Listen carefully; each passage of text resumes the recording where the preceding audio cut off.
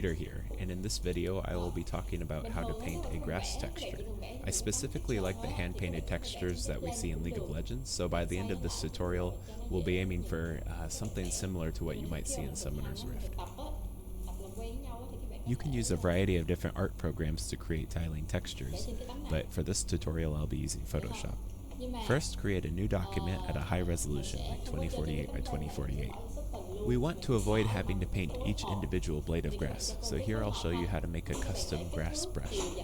First, go to the polygonal lasso and create a black grass-like shape. You don't have to spend a ton of time on this. It can be as angular or rounded as you like, and if you want to clean it up, you can refine it with the brush and eraser tools. Just get a variety of different sizes and shapes in here.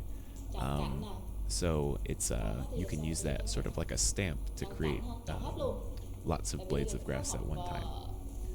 Then you fade the bottom of that shape that you have using the mask and gradient tool, and go to edit, define brush preset, and then that is how we can create our own brush. Now you have a brush that is shaped just like that grass, and you can stamp it any which way. If it is slightly gray, you might find you need to turn the flow up to 100%. And you can also play around with some other fun things like shape dynamics. If you attach the angle jitter to your pen tilt, you can get a variety of different angles. Yeah, that's enough. But repeat the steps until you have 3 to 5 brushes. You might find it useful to pause the video now and create those brushes before coming back, because we will need to use those 5 brushes to create our texture. Okay, moving on, we need to create a base for our grass before we begin painting the blades. So in a new layer, fill it with a darker green, and using a lighter green color, paint in some random blobby shapes. We're just creating some visual interest here. And once you have something, go to Filter, Offset, or Filter, Other, Offset, and then offset it by half the width of your canvas. So in this case, 1024 by 1024. That will show you where the seams are, and then you can paint over those with a soft round brush.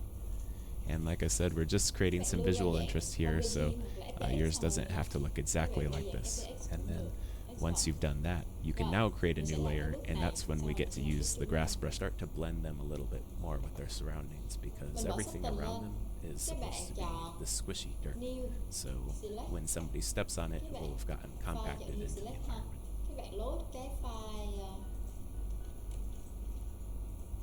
Cube của các bạn vô rồi, chỗ này select file, các bạn chọn cái cube fbx nè, rồi chỗ này select template, cái template này các bạn chọn bbr ha. Nhưng mà hôm nay mình chỉ học có mỗi cái một map duy nhất. Now that I've shown you how to detail that one small area, we're going to apply that technique to the entire texture. So basically what I'm doing is taking the lighter brown colors and adding more texture to the soil and dirt part, and I'm taking the lighter beige color and adding some more highlights and shadows to the pebbles. At this stage, I also recommend trying to blend together different types of colors. So here I'm primarily using reddish, orangish browns, but you could also add in a little bit of yellow here and there. And that's because I'm looking to create this this feeling that the dirt is rich soil. It has some nutrients in it, and it's not completely dried out. Maybe if your dirt is in a barren wasteland, then it might have some more blues and grays in it. Or if it's in the jungle, it might have some greenish teal tints to it. So that could be something that you want to play around with in order to add some visual interest, so it's not just one flat brown color. Rồi, bên này là phần vùng nhìn 2D. Các bạn để tới bước này, các bạn thấy chỗ này là chữ material. Bấm chọn cho cô chữ base color thôi.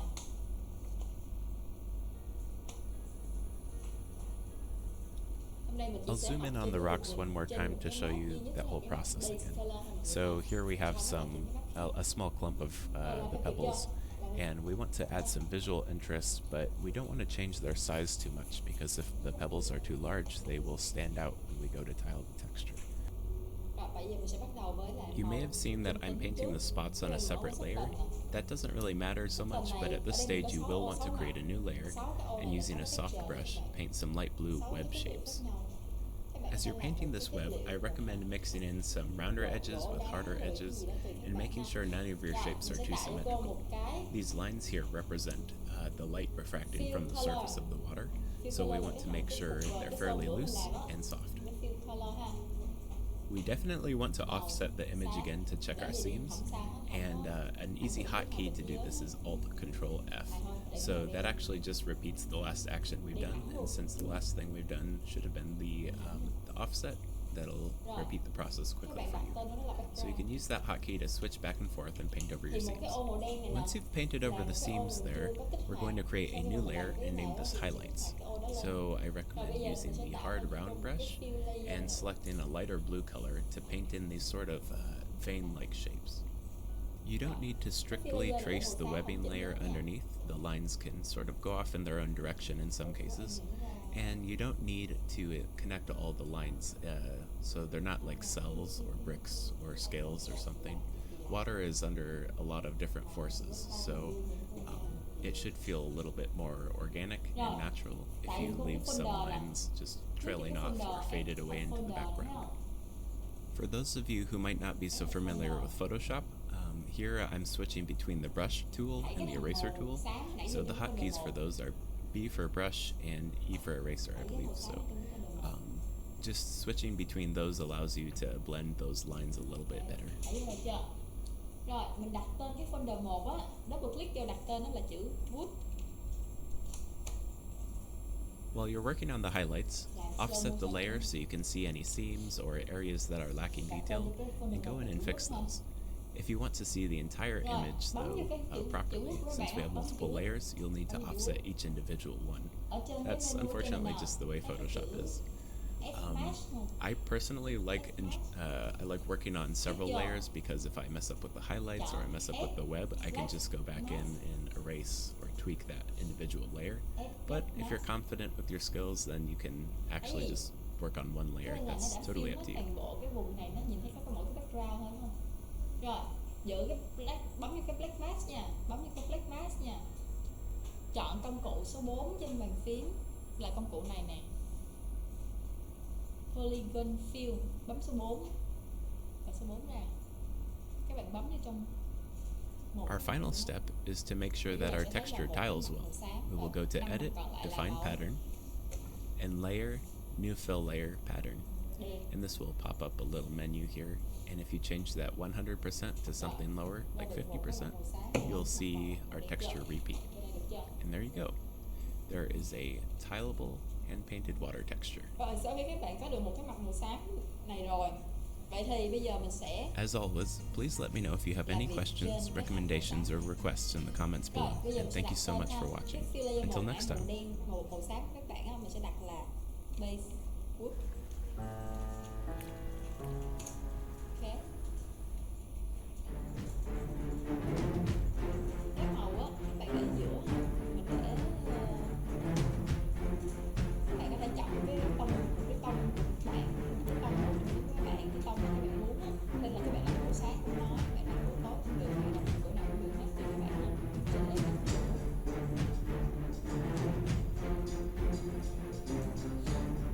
base. Rồi. Từ đây.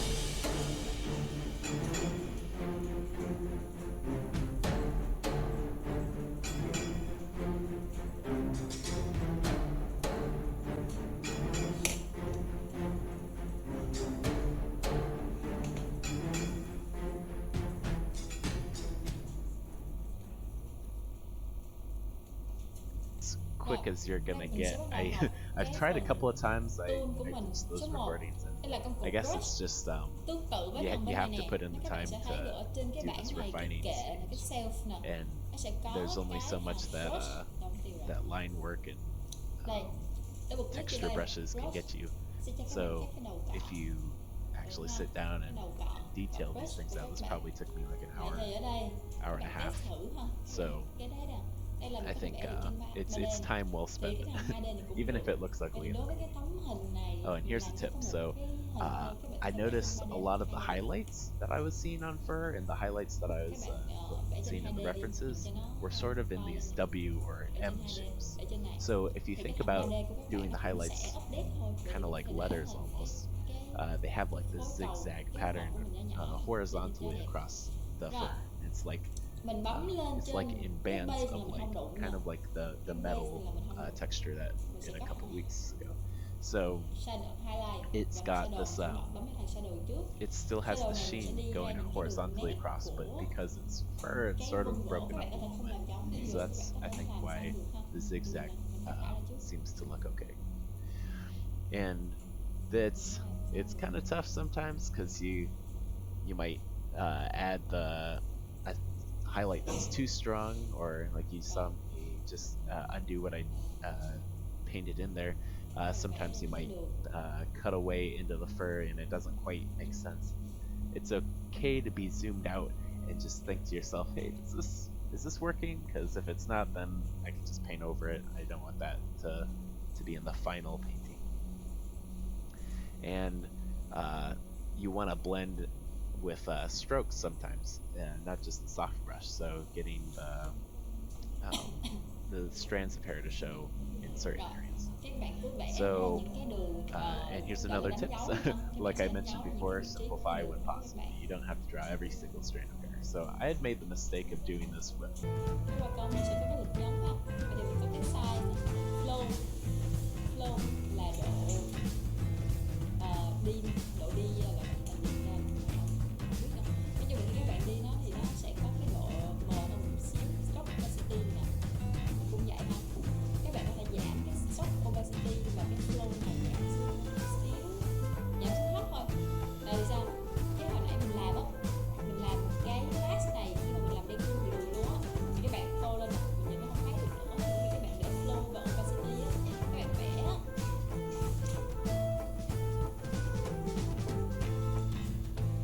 vẽ á, thì các bạn có thể vẽ đè lên được.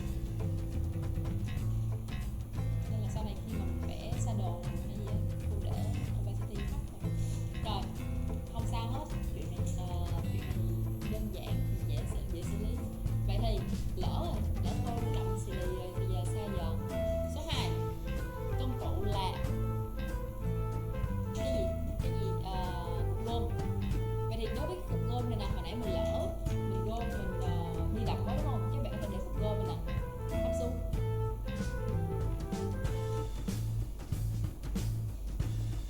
Cho cục gôm to lên ha.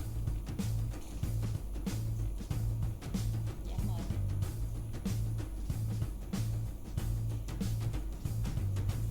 Cô đang để cái shadow của cái màu đậm để nhìn cho các bạn có phân biệt cho nó rõ hơn ha. Cái màu này các bạn cứ để đậm nhưng không sao đâu, xong rồi cái mình đổi màu lại phải thôi được ha.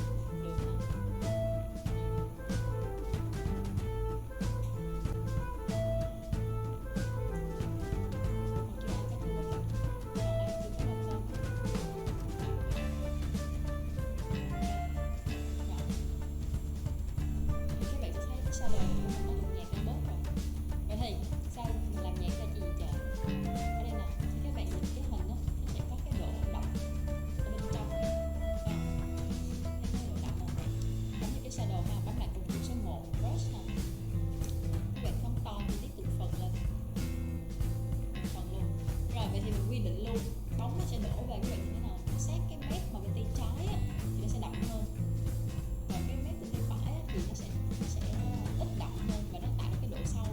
Vậy thì bây giờ mình sẽ tập trung làm từng phần ha. Cái này do trên lớp dạy cho các bạn nhanh vậy thôi, chứ về dặn bạn tự làm cho nó đẹp hơn nha. Rồi mình sẽ có thể sử dụng, các bạn có thể sử dụng cái cọ nào nó tùy các bạn. Hey everyone, Ở đây this có is thể Peter, sử dụng and this week I'll be cô đang showing sử you dụng my cái cọ process basic for thôi. painting tiling roof shingle texture. So first things first, we will go up to File, create a square document. I'm using 2048 by 2048, 300 pixels per inch. And then from here, I want my roof shingles to be like a blue wood texture. I'm referencing a texture by Ulrich Wehry.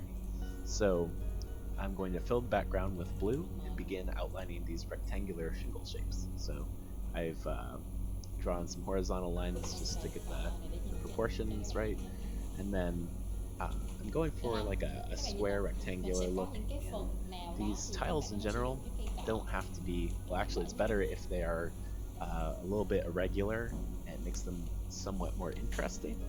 And some tiles can be smaller, some can be longer and fatter, but just in general you don't want anything that sticks out too much. And here we're going to go filter other offset in order to make it tileable. So you'll see some seams pop up in between your line work, so you want to blend the seams together. And we'll be doing this process throughout the whole painting, just to make sure everything matches up when we go to tile it. So once you're finished with this step, don't forget to repeat the filter offset, and you'll keep going through that as we paint this roof texture.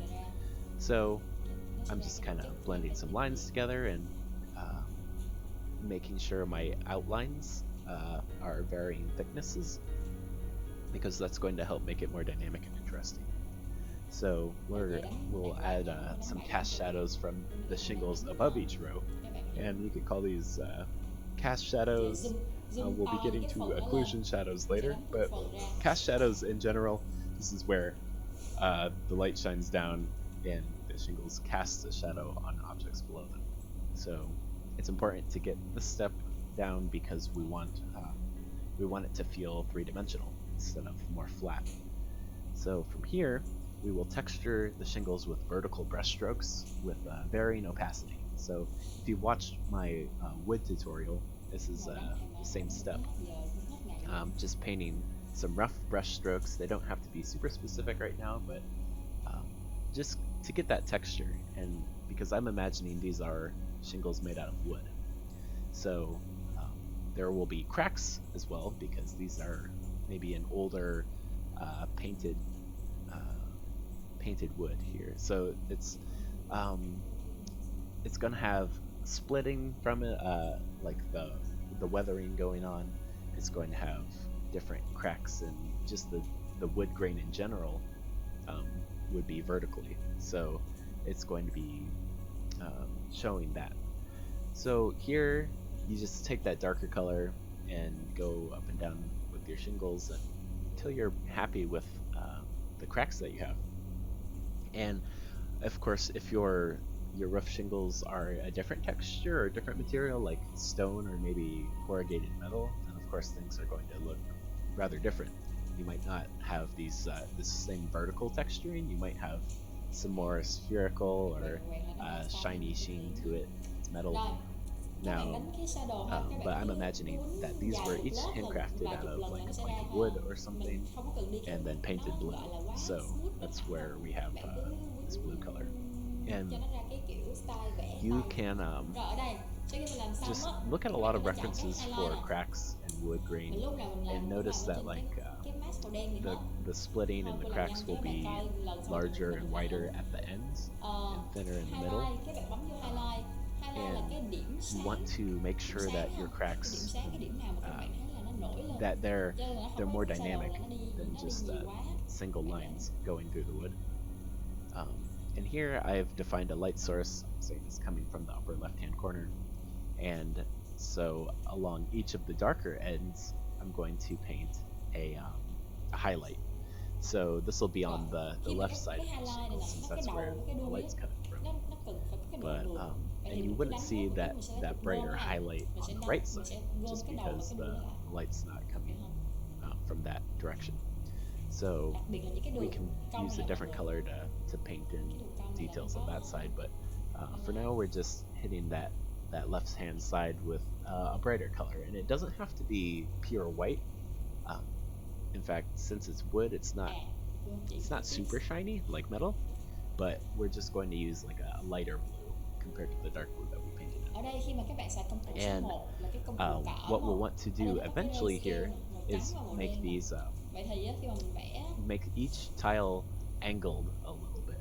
And this is going to be the tricky part because right now everything that we've done makes them look very flat. This is very 2D texture. X là nó chuyển sang màu It đen, looks đúng like each tile is sort of like thì cái wafer màu thin. đen này nó cũng tương tự với cục đen. It doesn't give that same sense of depth.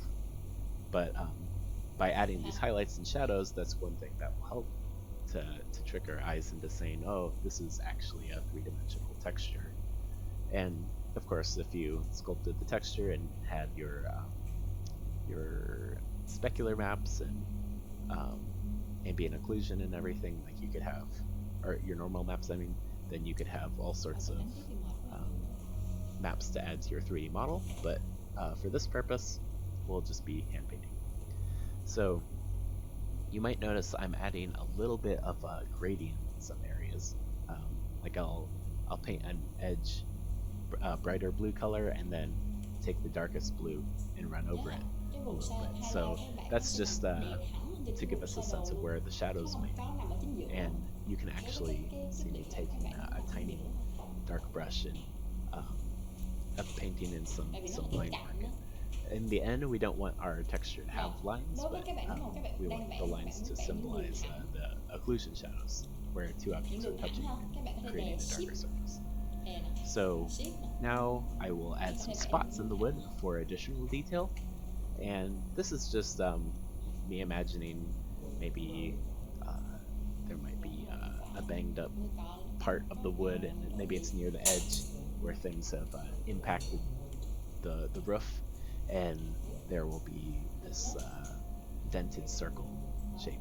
And that'll depend on, again, on your texture. If it's metal, maybe it's spotted from rust, but from wood, looking at my references and things, I see that there will be little pock marks and these little dents, possibly from things hitting shingles or hail or something. Who knows? But this is an area for you to distinguish the age of your wood. So maybe this is like an older roof texture. Maybe it's could be several decades old and is in badly need of repair. But you can show the wear and tear and kind of tell a story with your painting here. And I'm just using a tiny brush right now to detail some of the highlight edges and make it pop a little bit more. And the one thing that we're missing though is that that sense that some of the tiles are angled towards us or away from us. So right now the light is hitting them pretty much directly. But if we add some intense shadows with the burn tool, then we can give some of that dynamic shape. So anything that we hit with the burn tool is more angled away from us, or it's deeper. The grooves might be deeper there. So, and then you can do the opposite, add thin the highlights with the dodge tool, and you might see me, I'll be hitting the edges as well with like a larger brush, a larger dodge tool, just to add some more contrast. But you should experiment with both the dodge and the burn tools, and I have this one set to mid-tones, and the exposure is not very high, so we don't want to blow out the contrast too much. And the one problem with this is that because we're using a soft brush to get that sort of shadowy or bloom feeling, it's going to lose some of our hard lines and hard edges. So what we're going to have to do is go and zoom in and detail out a little bit more. So I'm taking like a tiny, what is this, like a size 20 brush, just going in and painting some of those darker shadows where the light really isn't reaching. And of course you'll want to make sure that you go filter offset, because this is going to mess up the tiling a little bit. But if you think some tiles, they're going to be like butting up right against each other, they're going to be making strong occlusion shadows, and there will be not much of a cast shadow, but some tiles might be lifted a little bit. They might be angled or warped from the rain or something. So they're going to be casting more of a shadow, and that will be something that I really need to fix later on here. But I'll show you that. So here I'm just taking the dodge tool again because I realized, hey, there's not enough contrast here, and I want it to be a little bit more interesting. So I made those edges brighter, and then never be afraid to go over to image adjustments and tweak the brightness and contrast of your image. So I went and used I increased the brightness, or didn't touch the brightness much. I decreased the contrast though and messed with the saturation. And then what you'll need to do here to make this even more interesting is create a new layer in the hue blending mode, and then paint on that layer with some slightly different colors. So right now it was all like it's very sky blue color, but I wanted to introduce a little bit of purple and green, since these are all in the cool color spectrum. So I guess it's less of a green and more of a teal color, but and I've blown out the colors dramatically to show you what I'm doing here, and then I eventually go down and knock down the opacity and make it less saturated, but because I just want that subtle variation that we see in Ulrich Ware's texture. So I'm gonna zoom in and start refining those edges, and this is like by far the most tedious process because or the most tedious part of the process, just because you've got your main shapes, and truth be told, if you like when you change the size of your texture like to 256 by 256 or whatnot, it'll just you'll lose a lot of that detail anyway. But I wanted to crisp up the lines a little bit and make sure everything is purposeful, since when we did use that dodge tool and the burn tool, it made everything kind of fuzzy. And one thing I've been playing around with this texture on this texture is adding some like a little bit of cross hatching, and you see that pop up in a little bit here. But I wanted to add a very painted feel to it, and if you keep painting this and keep getting accurate lighting, it's going to look more and more realistic, start to move away from hand painted. But I wanted to maintain that sort of hand painted look, and so I made my brush strokes very apparent, and I'm not blending things together very much, with the exception of like those gradients on the edges. So you see I'm doing a little bit of hash marks here and there, and using a lighter color so they stand out, and that's just to help texturize it and bring out that style that I want. So you keep doing that pretty much section by section, and I'm really trying not to zoom in until the very end of the video here, because I want you to know that you can do it all zoomed out to fit the screen, and you want to use go larger to smaller. So don't worry about the details like this at first. You want to actually use those larger brushes, get in the bold shapes of each shingle before you go into like do these little lines. And overall, if I had one critique of this texture that I'm doing right now, I would say it's got too many deep cracks and things, and you probably don't want it to stand out that much, just because it looks a little busy. If I had to say anything, it looks a little too busy. So, but in general, you can learn from my mistakes and maybe make a better texture. Which I'd love to see. If any of you make textures based on these videos, I would love to see them posted as video responses or send them to my email or something. But anyways, so I'm kind of going around here and adding some more texture. And we did the color stage first, just because now you can paint with those purples and greens that we've got in there, and really make it feel.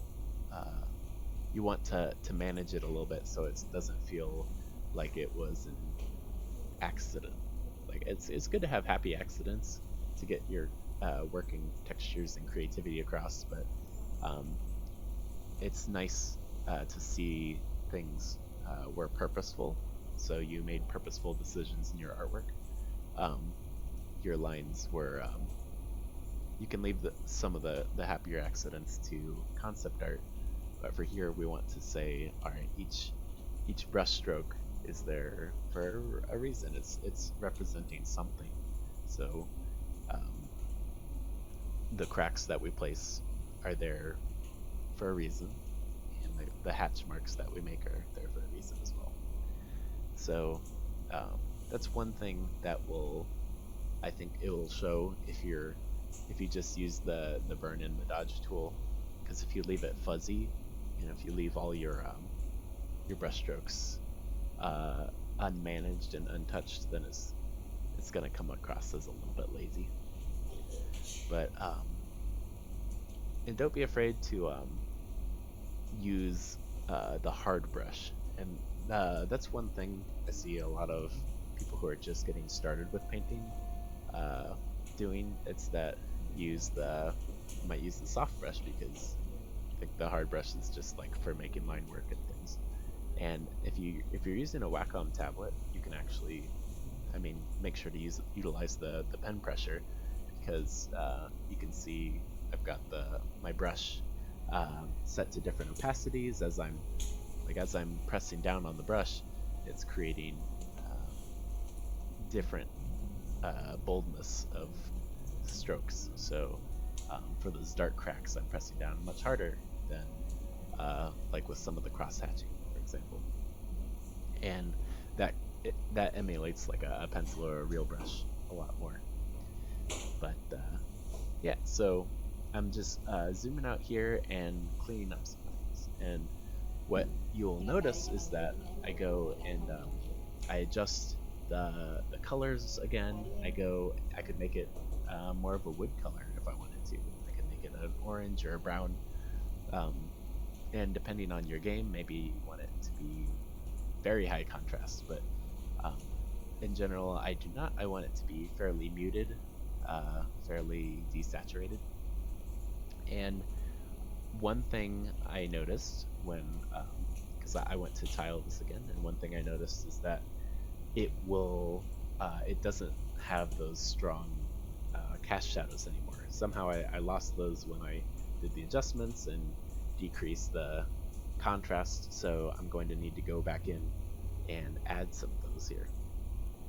So it's okay to paint directly on the same layer. You don't need to worry about working in multiple layers right now. You could leave that for more of the concept pieces that we're going to be working on.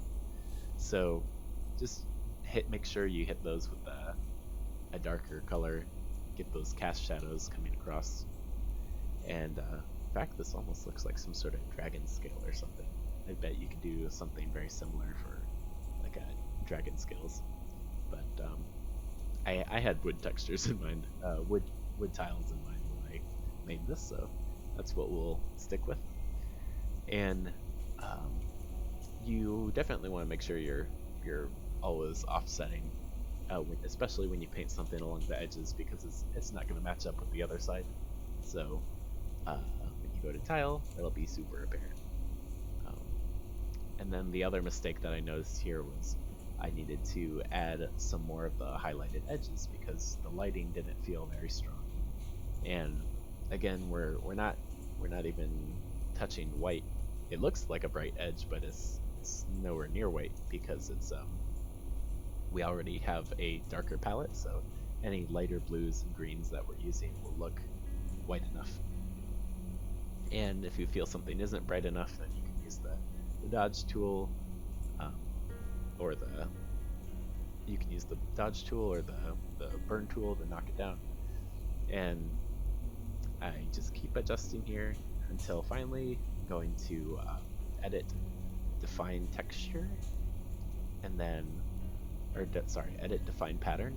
Then if you go to new fill layer, see layer, new fill layer pattern, then you can see what it looks like when you tile it.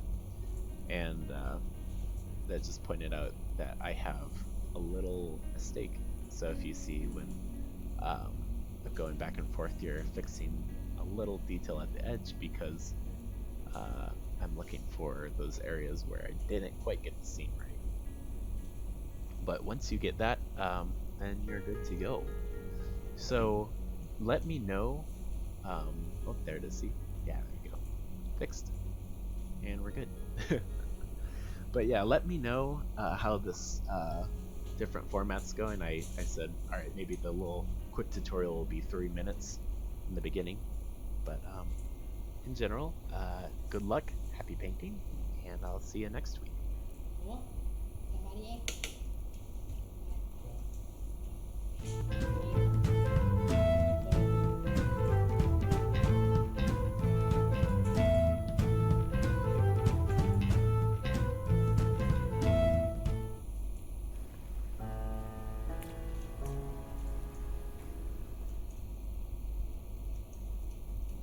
Bữa nghỉ học ha.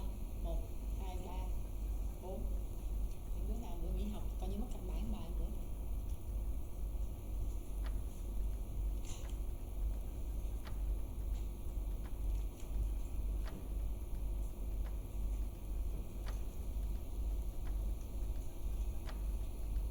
Nghĩ cho đủ chỉ tiêu hay gì trời. Đúng không? Nghĩ cho đủ KPI đúng không?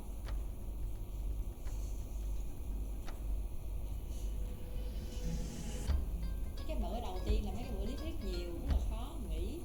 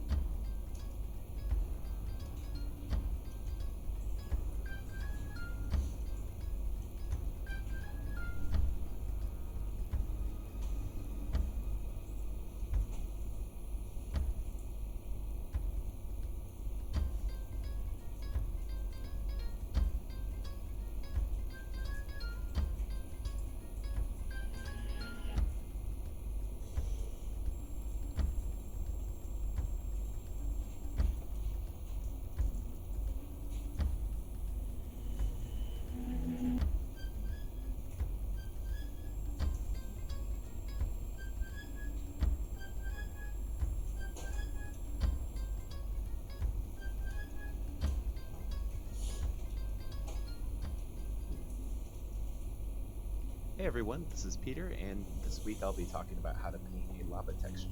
So as always, create a square file, 2048 by 2048, 300 pixels per inch, and you're going to fill the background with yellow and begin painting these large swirling patterns. So there's going to be two parts to this lava. There's the cool lava, which is already somewhat cooled down, and then the molten lava, which is this part we're tackling right now. So you're going to keep painting like these with a large brush here, and then once you have a pattern you're satisfied with, use a smaller brush to create ripples that follow the existing curves. And here I'm kind of making like these little squiggle marks, but basically you want to be creating these U shapes that follow those ripples that or the curves that you've already drawn, because molten lava is a liquid, so you want to get this very flowing feeling to it.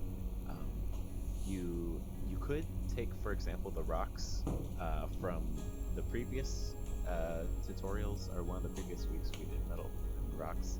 You could take either of those and create like these lava outlines. But here, we're thinking more of like a natural lava that's been flowing down a mountain or something. lava it's very viscous. It flows, but it's kind of goopy.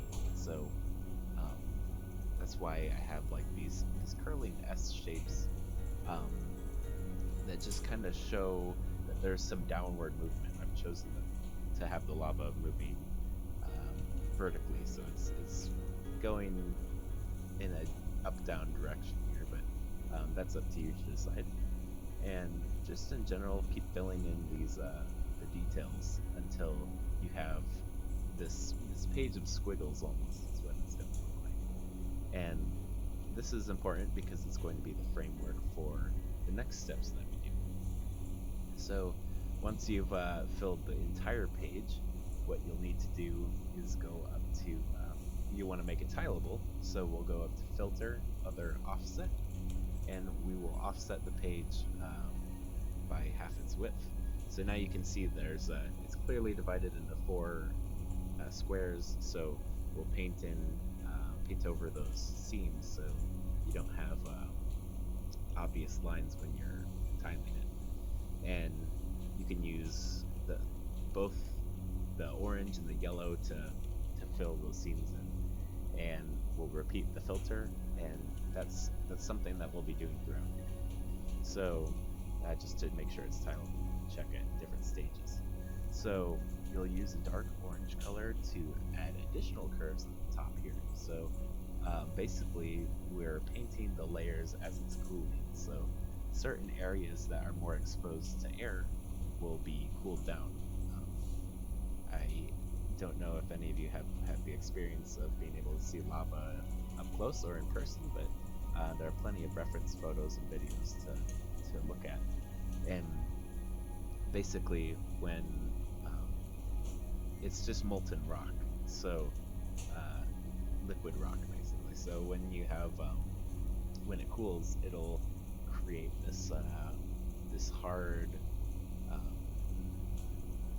rippled rock texture. So we'll be mirroring that here in a second. So right now I want you to zoom in and clean up your painting. So we want to vary the width of the lines. That's one thing my friend Marie shared with me recently is we want to create a very interesting look, and right now all our lines are the exact same width because we used a paintbrush. So if we go in here and detail the individual yellow parts here, we can kind of get a sense that this is more natural and more it feels more flowing. And you can take that yellow color that we used before and add flecks of bright yellow throughout your image, because that's where the hot lava underneath will be showing through. It'll be the warmer it is, it'll be closer to white. So the cooler it is, it will be more of this orange, and then eventually we'll introduce some purple here. But basically I'm looking at this as if it's like it's almost webbed in a way, and just trying to add some distressing some texture to it. And there's different ways you can look at this. If you wanted to give it more of a stagnant, cracked look, you could make it more geometric. Right now this is using some very organic shapes, because I'm imagining it's cooling mid-flow. But if it's a stagnant pool of lava, it's bubbling up, maybe it wouldn't be so curvy like this. So you might see some reference pictures online that are actually these like hexagonal shapes, lots of cracks, almost like how we did the rocks. So now I think here is where you can kind of figure, all right, we're gonna add some flecks where the dark orange spots are, and this is up to your judgment of how you want your texture to look at the end. But basically we want everything to look sort of uniform so that nothing sticks out too much when you tile it. But maybe you want your hot spots to be a lot larger. Maybe you want your lava to have a lot more little flecks and dots. because maybe the rock that has been melted here is still grains. It's very granular. But yeah, that's up to you. Here, I've just kind of made this homogeneous texture